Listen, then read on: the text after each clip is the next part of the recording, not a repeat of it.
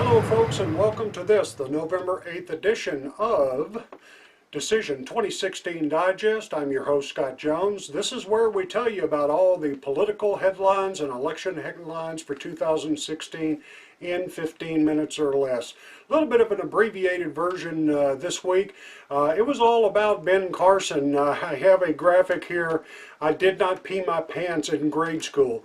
Well, Ben Carson, what comes along with being the front runner in a number of polls is extra scrutiny, but it was pretty gratuitous on behalf of CNN and Politico this week.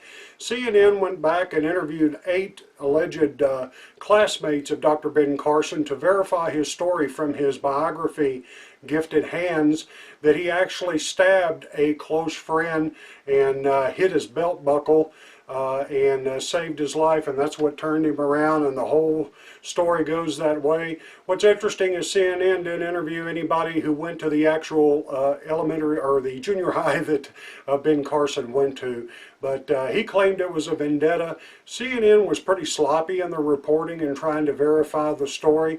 You know, it is a weird world where a candidate for president of the United States has to convince the media that he actually did try to stab someone when he was in junior high.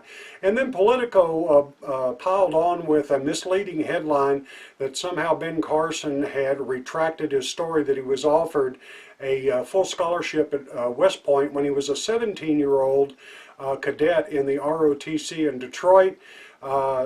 He was imprecise in the way he described the story in his biography. Of course, he was 17 years old back then, but there aren't any full scholarships. It's all free. You have to get appointed by Congress to go to West Point, but General Westmoreland seemingly told him he'd be a great candidate and could get in easily. He didn't pursue it. He never said he pursued it, but Politico had to rewrite their story, I think, at last count, about 8 or 9 times, correcting it, going after Ben Carson on that issue. I think the imprecise language in his biography is a faux pas, but it's not like, say, lying to the American people about Benghazi being a video when 4 Americans died. Didn't reach the same height, but he has taken on the mainstream media this week, and he actually said that he didn't pee his pants in grade school or something like that at his press conference. It was quite humorous. I'll tell you this, I'll sum up Ben Carson like this. I think he's probably the most honest, sincere, and genuine person in the GOP field of presidential candidates. Is he qualified to be president of the United States? That remains to be seen. But on character and integrity, and somebody I believe over political pundits and Washington insiders, Ben Carson is at the top of that list. But he certainly got his turn this week. Jeb continues to struggle. He can't, as I like to say, find his voice on the campaign trail. It's got his donors a little bit nervous. He continues to struggle. There's been some fights back and forth between him and Donald Trump. Gee, what breaking news there, right? But people are getting nervous, and he's going to have to hit his stride. He did a sort of relaunch this week with the launch of his book with a slogan, Jeb Can Fix It.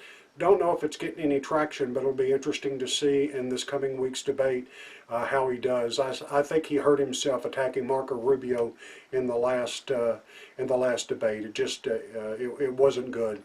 Carly got called out by those kinder, gentler, all-tolerant ladies on The View, saying she looked demonic in the demented in the CNBC debate because of her smiles and that she should be a Halloween mask. She went on Friday and kind of schooled them. It got real rough when the ladies took her on about Planned Parenthood, and she suggested that selling baby parts, whether you're Democrat or Republican or whatever, probably isn't a good idea, and they outright said those are lies. Well, shows you how connected the people of The View are. Even Planned Parenthood said they're not taking funding for that anymore, and that they were doing that. So anyway, it was must-see TV.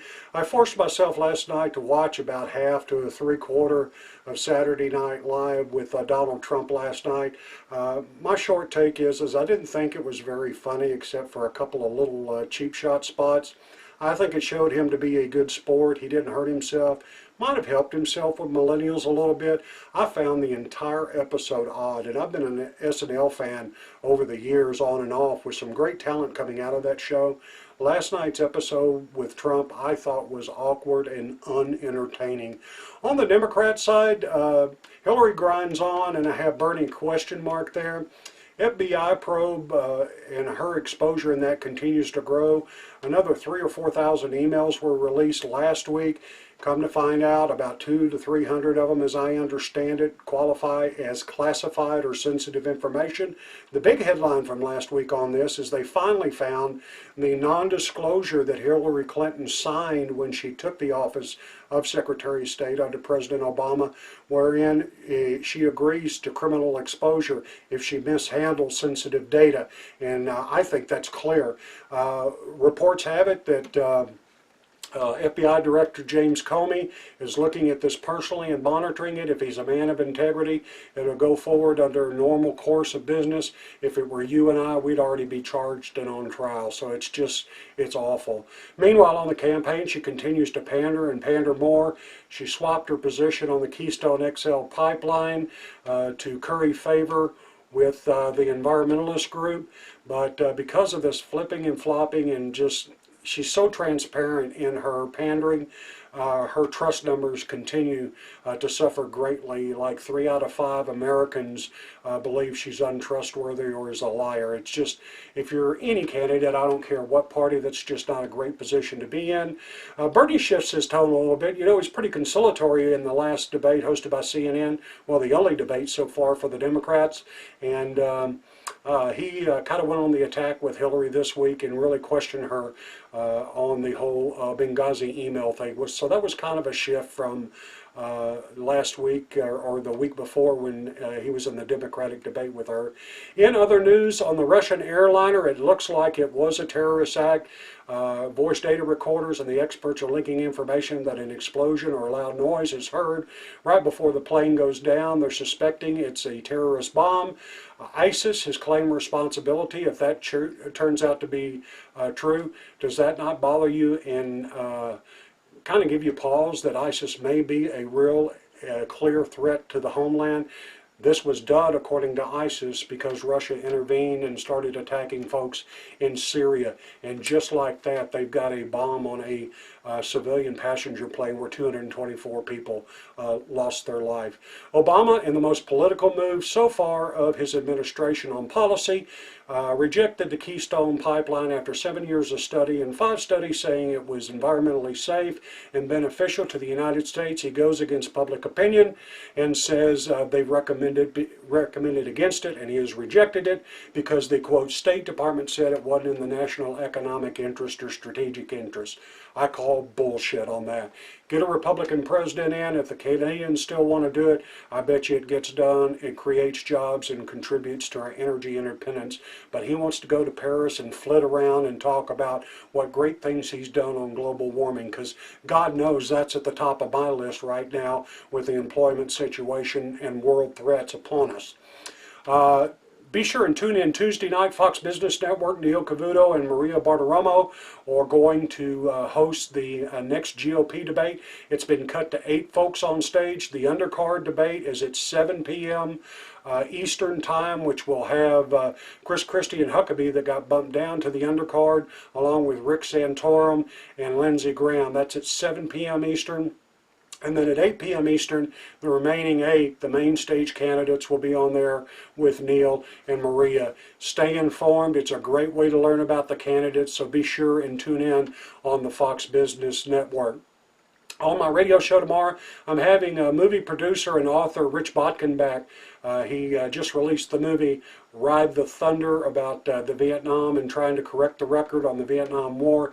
Great guy. I was at the DFW premiere last weekend. I'm going to have him back because the movie's been extended. We'll talk a little bit more about the about the movie Ride the Thunder. It's a great movie, and Rich is a great guy. I hope you tune in. Link to the 405 media is below. 10 a.m. Eastern, 9 Central. I'll be live tomorrow morning on Pissed Off Politically Speaking.